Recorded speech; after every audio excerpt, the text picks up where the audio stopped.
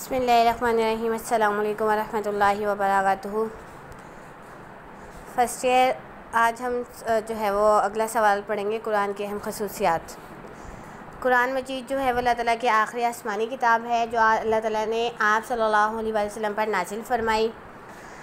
آپ صلی اللہ علیہ وسلم جو ہے وہ مطلب اللہ تعالیٰ کے آخری جو ہے وہ نبی ہیں، تو اسی طریقے سے قرآن پاک بھی اللہ تعالیٰ یعنی کہ آخری کتاب ہے، تو اس کی چند اہم خصوصیات ہیں۔ جس طریقے سے آپ صلی اللہ علیہ وسلم کی خصوصیات ہے تمام پیغمبر، اسی طریقے سے قرآن مجید کی بھی چند خصوصیات ہیں، اہم خصوصیات ہیں، یعنی کہ دوسری کتابوں سے اللہ تعالیٰ نے اسے ممتاز قرار دیا ہے۔ وہ کون کون سی ہے؟ سب سے پہلے ہے آخری آسمانی کتاب۔ قرآن مجید اللہ تعالیٰ پر نازل ہونے والی آخری آسمانی کتاب ہے، قیامت تک کے آنے والے تمام انسانوں کے لیے راہ ہدایت ہے۔ اس کتاب کے بعد کوئی اور کتاب نہیں آئے گی۔ قرآن مجید میں قرآن سے پہلے نازل ہونے والی کتابوں کا ذکر ہے، لیکن بعد میں نازل ہونے والی کسی کتاب کا ذکر نہیں ہے۔ یہ اس بات کی دلیل ہے کہ قرآن مجید جو ہے وہ آخری آسمانی کتاب ہے، اس کے بعد کوئی بھی آسمانی کتاب نازل نہیں ہونے والی۔ اس کے بارے میں اللہ تعالیٰ نے ارشاد فرمایا ہے، وَالَّذِينَ يُؤْمِنُونَ بِمَا أُنزِلَ إِلَيْكَ وَمَا أُنزِلَ مِن قَبْلِكَ، اور وہ لوگ جو ایمان لاتے ہیں اس پر جو نازل کیا گیا تیری طرف، اس پر جو نازل کیا گیا تجھ سے پہلے۔ اس طرح کی آیات سے معلوم ہوتا ہے قرآن سے پہلے تو کتابیں نازل ہوئی ہیں، مگر قرآن کے بعد کوئی کتاب نازل نہیں ہوئی۔ قرآن مجید کی دوسری خصوصیت ہے کہ محفوظ کتاب۔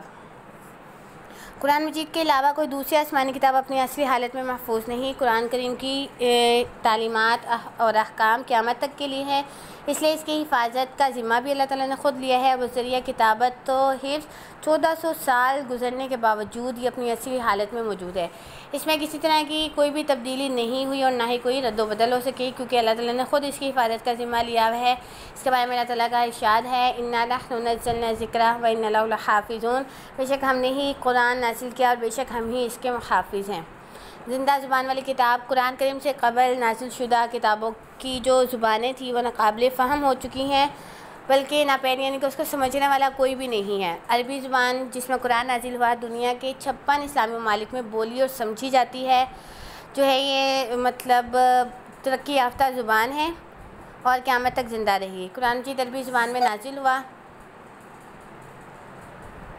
جو کہ ایک زندہ زبان ہے۔ آج بھی تقریباً 21 ممالک کی سرکاری زبان عربی ہے۔ پہلی آسمانی کتابوں کی زبانیں اب ختم ہو چکی ہیں۔ اللہ تعالیٰ نے قرآن مجید کو عربی زبان میں نازل کیا، جو کہ رہتی دنیا تک آنے والے افراد کے لیے قرآن کی تعلیمات کی ترسیل کا ذریعہ ہے۔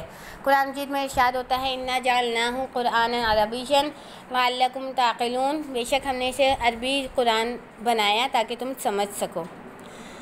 عالمگیر کتاب۔ جس طریقے سے آپ صلی اللہ علیہ وسلم تمام عالم کے لیے نبی بن کر آئے، اسی طریقے سے یہ عالمگیر کتاب ہے، یعنی کہ تمام دنیا کے لیے، اب رہتی دنیا تک کے لیے قرآن مجید جو ہے وہ رہی ہے، کیونکہ اس کے اندر اللہ تعالیٰ نے ارشاد فرمایا، پوری انسانوں کو یا ایھا الناس کہہ کے خطاب کرتا ہے۔ قرآن مجید یہ عالمگیر کتاب ہے۔ باقی آسمانی کتابوں کا نزول جو تھا وہ کسی خاص علاقے یا قوم تک محدود ہوتا تھا، جبکہ قرآن مجید تمام انسانوں کے لیے پیغام ہدایت ہے۔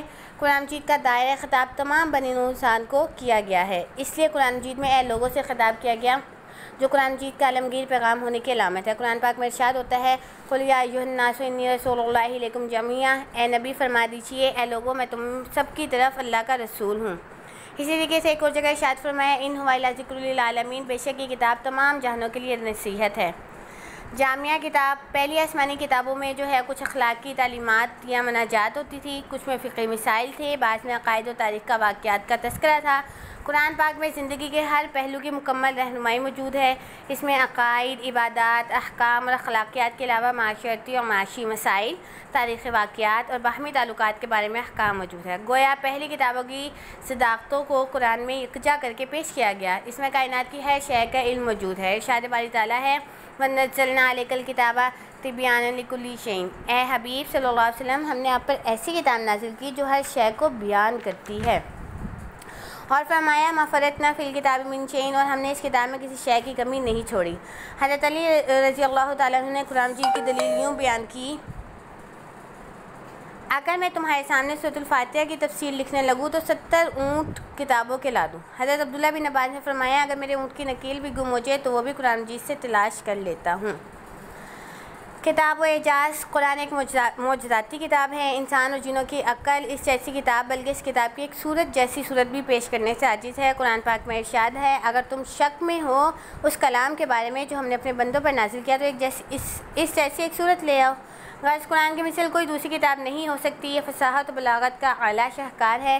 اس میں موجود ایک آیت یا صورت بھی کوئی نہیں بنا سکتا، کیونکہ یہ خدا کا کلام ہے، کسی بندے کا نہیں ہے۔ ارشاد باری تعالیٰ ہے ترجمہ: اے محمد صلی اللہ علیہ وسلم کہہ دیجئے کہ اگر انسان اور جن اس بات پر اکٹھے ہو جائیں کہ وہ اس قرآن کی مثل لائیں تو وہ اس کی مثل کچھ نہ لا سکیں گے، چاہے وہ ایک دوسرے کے مددگار ہوں۔ قرآن پاک کی خصوصیت یہ ہے کہ یہ حفظ کرنے کے قابل ہے۔ قرآن مجید کا یہ معجزہ ہے کہ بآسانی یاد ہو جاتا ہے۔ دنیا میں لاتعداد حافظ قرآن ہیں، دیگر الہامی کتب میں سے کسی کا ایک کا بھی حافظ موجود نہیں ہے۔ قرآن مجید واحد آسمانی کتاب ہے جو حرف بہ حرف یاد ہو جاتی ہے۔ قرآن پاک میں ارشاد ہوتا ہے، بل ہوا آیات بینات فی صدور الذین اوتوا العلم۔ یہ قرآن تو وہ روشن دلیل ہے جو اہل علم کے سینوں میں رہتی ہے۔ قرآن پاک کی خصوصیت یہ ہے کہ یہ سابقہ کتب کی تصدیق کرنے والی ہے۔ قرآن مجید تمام سابقہ الہامی کتابوں کی تصدیق کرتا ہے۔ اس کے بارے میں اللہ تعالیٰ کا ارشاد ہے، وَمَا كَانَ هَٰذَا الْقُرْآنُ أَن يُفْتَرَىٰ مِن دُونِ اللَّهِ وَلَٰكِن تَصْدِيقَ الَّذِي بَيْنَ يَدَيْهِ وَتَفْصِيلَ الْكِتَابِ لَا رَيْبَ فِيهِ مِن رَّبِّ الْعَالَمِينَ۔ ترجمہ: اور یہ قرآن وہ چیز نہیں ہے جو اللہ کی وحی اور تعلیم کے بغیر تصنیف کر لیا جائے، بلکہ تو جو کچھ پہلے آ چکا تھا اس کی تصدیق اور کتاب کی تفسیر ہے۔ اس میں کوئی شک نہیں کہ یہ جو ہے اللہ تعالیٰ کی طرف سے نازل کردہ کتاب ہے۔ قرآن مجید شک و شبہ سے پاک کتاب ہے۔ قرآن پاک میں اس کے بارے میں ارشاد آتا ہے، ذالک الکتاب لا ریب فیہ۔ یہ ایک ایسی کتاب ہے جس میں شک و شبہ کی کوئی گنجائش نہیں۔ لفظ الکتاب اس بات کی دلیل ہے کہ اس کے الفاظ، ترتیب اور بیان میں کوئی شک نہیں۔ یہ اللہ تعالیٰ کی مرضی اور آپ صلی اللہ علیہ وسلم کی دی گئی ہدایت کے مطابق ترتیب دیا گیا ہے۔ قرآن مجید ایک دعوت کی کتاب ہے کہ قرآن مجید جو ہے وہ دعوت کی کتاب ہے، ایک دعوت اور تحریک کے ساتھ نازل ہوئی۔ 23 سال کی مدت میں اسلامی دعوت کو جن مرحلوں سے ہو کر گزرنا پڑا، ان تمام مرحلوں میں اس کتاب نے بر وقت رہنمائی کی۔ ہر موقع پر ضرورت کے لحاظ سے اس کے مختلف حصے نازل ہوتے رہے ہیں۔ ضرورت کے تقاضوں کے مطابق انداز بدل کے ایک بات کو بار بار دہرایا گیا ہے اور ہر موقع پر کسی ضروری پہلو کو زیادہ ابھارا گیا ہے۔ قرآن پاک میں اللہ تعالیٰ نے ارشاد فرمایا، أَفَلَا يَتَدَبَّرُونَ الْقُرْآنَ أَمْ عَلَىٰ قُلُوبٍ أَقْفَالُهَا۔ کیا یہ سب لوگ قرآن کے معنی و مطالب پر غور و فکر نہیں کرتے؟ کیا ان کے دلوں پر تالے لگے ہوئے ہیں؟ قرآن کریم کا موضوع انسان جو ہے وہ قرآن کریم کا موضوع ہے۔ یہ انسان کی زندگی کے ہر پہلو سے بحث کرتی ہے۔ اس میں زندگی کو ایک وحدت اور ایک کل مان کر گفتگو کی گئی ہے۔ یہ کہا جا سکتا ہے کہ قرآن مجید ایک مخصوص معاشرے کی کتاب ہے، ایک مکمل نظام اجتماعی ہمارے سامنے رکھتی ہے۔ اللہ تعالیٰ فرماتے ہیں، وَلَقَدْ صَرَفْنَا لِلنَّاسِ فِي هَٰذَا الْقُرْآنِ مِن كُلِّ مَثَلٍ۔ اور ہم نے اس قرآن میں لوگوں کے لیے ہر مثال بیان کر دی ہے۔ قرآن پاک کی ایک جو ہے وہ خصوصیت یہ ہے کہ حق و باطل کی فرقان، یعنی کہ حق و باطل میں فرق کرنے والی ہے۔ قرآن مجید کی امتیازی خصوصیت ہے کہ یہ حق و باطل، خیر و شر اور اچھے برے کے درمیان تمیز قائم کرنے والی کتاب ہے۔ چنانچہ قرآن نے اپنے آپ کو الفرقان کہا ہے، یا بامعنی فرق کرنے والی۔ قرآن پاک میں ارشاد ہوتا ہے، شہر رمضان الذی انزل فیہ القرآن ھدی للناس وبینات من الھدی والفرقان۔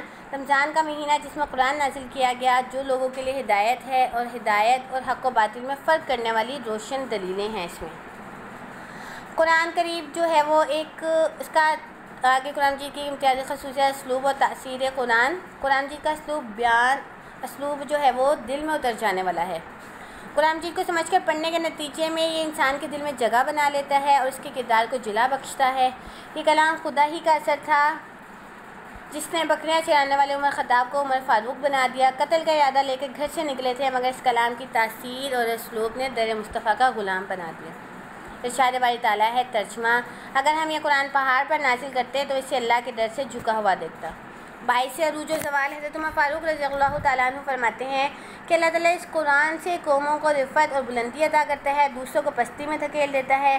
آج مسلمانوں کے زوال کی وجہ بھی قرآن مجید سے بے اعتنائی ہے۔